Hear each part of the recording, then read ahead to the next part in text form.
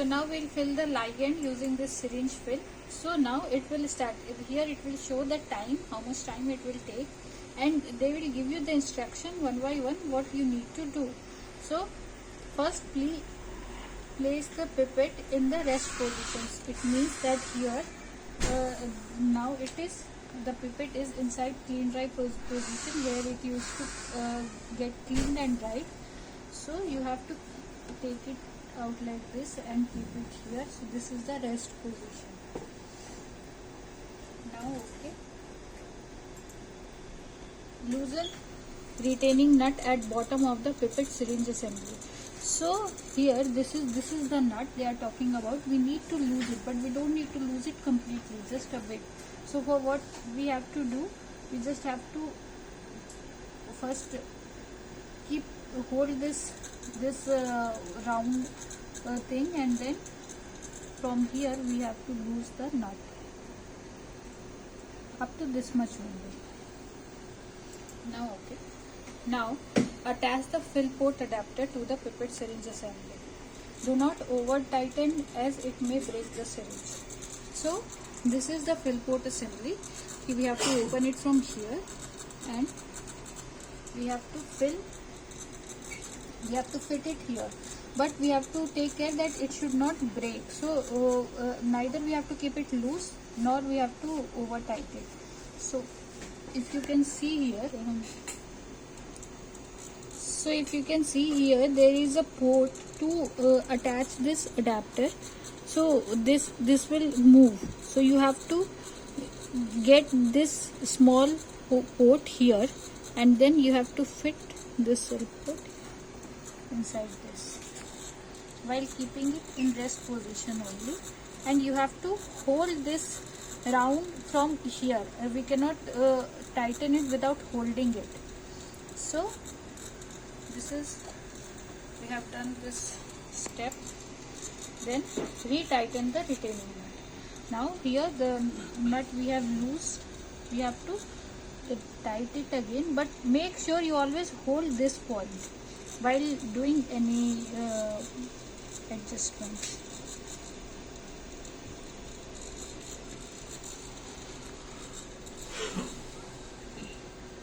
So now we have to keep. So what is happening, whatever there inside this syringe of water or sample, that will come out from here at first. After it will come out, then they will again instruct place the pipette in the titrant. So here it is titrant. We have to keep this pipette here and we have to say pour. So now it will take 1.2 minutes to fill this syringe.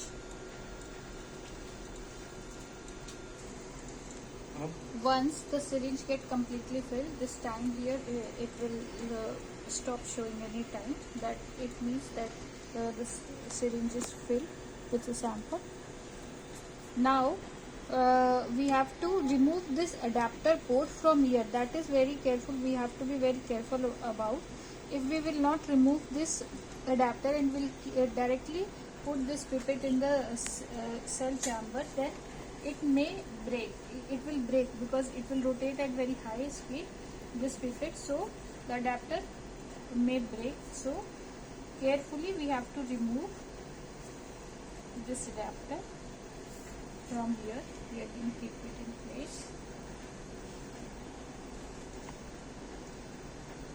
And then we will dip this pipette inside the cell port. Now we have to see, we don't have to force it, but it should go till inside. There is a sound that will come that it is completely inside to the lower level.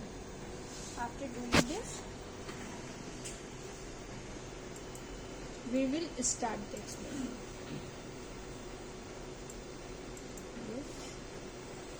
And so it will take some time. First it will set the temperature here, then whatever the parameters you have given, according to that it will show time, maybe for half an hour or for 45 minutes. That depends on the number of injection and the volume of the injection. So once this both will become black, then automatically the experiment will start and graph will be showing here. So this is the whole experiment of IPC. Once you will get the graph here you can see you will get the value of heat released or gained with respect to time. For each injection you will get the amount of heat released or absorbed in this graph. So this is how once this is completely done, then it used to save automatically. You can then open the analysis software, microcal analysis, and in that you can run the file and you can get the whatever the desired data or fitting you want to do. So after completion of the experiment, you remove this pipette from here and keep it again in the clean dry position, and then this is the washing module for cell coat. So then you have to select cell and syringe wash, and then you have to put this washing port here, and then again the instruction they will give that you have to follow. So this is how we need to do cell and syringe wash after every sample. Now we see here that it is rotating at very high speed, so that will actually generate the heat. So here the steering speed RPM that we have to give, that we can give 1500, 2000, that depends on sample to sample. Thank you.